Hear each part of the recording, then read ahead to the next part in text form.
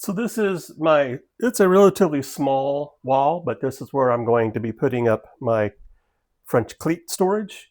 What was on this wall before was a pegboard, and it just wasn't working for me, so I'm going to go to the French cleat system. So this is just some plywood I had on hand, just kind of sitting around. They are mounted into the studs behind the drywall, so they're nice and secured. There's, I think I said 96 inches from end to end, so I'll be able to get 96 inches of storage. I'm thinking about adding a smaller board down here. Haven't done that yet, mainly because I ran out of plywood, but I will see how much this gives me, and then if it makes sense for me to add another row around these outlets, then that's what I'll do. This was my first time doing a 45 miter on my table saw, so I took a piece of scrap, I cut a clean cut on it, and then I tilted my blade to 45. I was just going to make sure my technique and everything was going to be correct. I did some research on exactly how to do this, and it wasn't too difficult, but I tried to set up everything such that I was going to make the same kind of cut as I would on my long ones, my long runs. So while I'm doing this, it's bogging down the blade. Oh man, and it was starting to smoke. I'm like, man, this is not good. So I tried it again, flipped it around, and it was the same problem. It was just bogging down. And so I had to do some research and figure out exactly what was going on with this. So the answer is a new blade.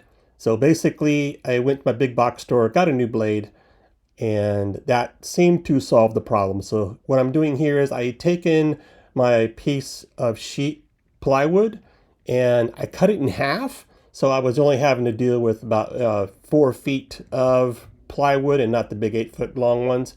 And then I cut into 5 inches, and then here I am cutting those in half. And this will make up the cleats that go onto the wall itself. So I'm just making these all kind of uniformed, and then it'll be ready to go.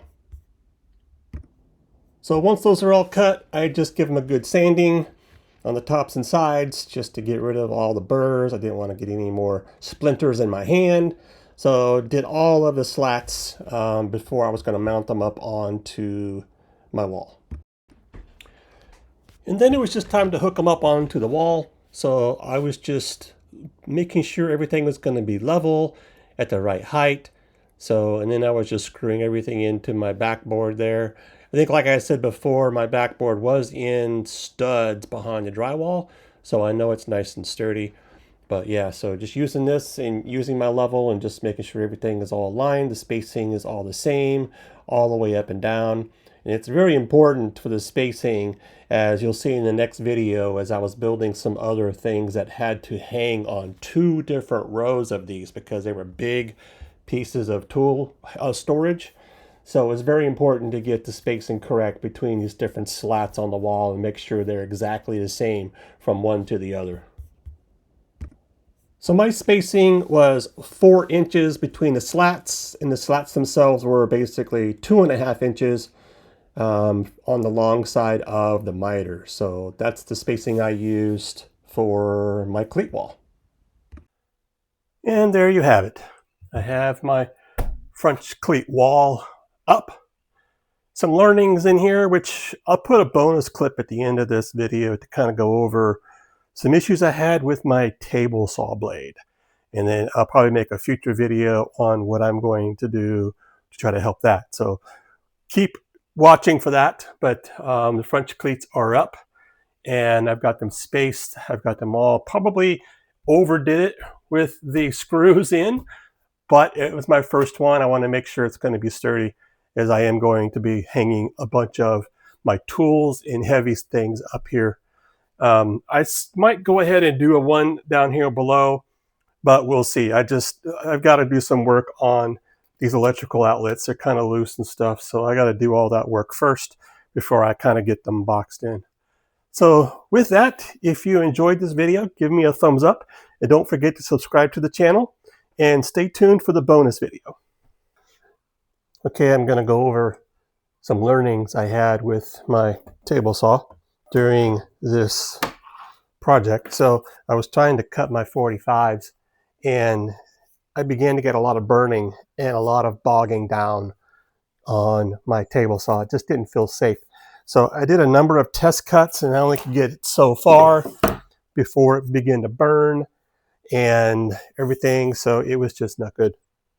So one of the things I'm seeing, which is very similar to the miter saw blade that I had a video on earlier, is getting a lot of buildup on the different teeth. This is probably mostly from working with plywood. You get a lot of the glue and gunk kind of in here. So I am going to try to clean this up and see if I can make it any better. I also know there's a way to sharpen these blades. I don't know if I'll go that far. These blades are not that expensive, but I might try it just to get a learning on it. The other thing is this is a 60 teeth fine finish blade. I did some research, and the best blade for the miter cuts at 45 degrees, which is what I went out and bought, is this combination blade. So I bought a combination blade. It's only 50 teeth, but it is definitely made more for rips and cross cuts. And that's what I went and bought. And that's what I finished this project with, was this combination blade. So if anybody else out there is having an issue with your table saw and bogging down really bad doing miter cuts, check this out and see if that's it. The other thing I learned doing my 45-degree cuts is that this particular gauge is not accurate.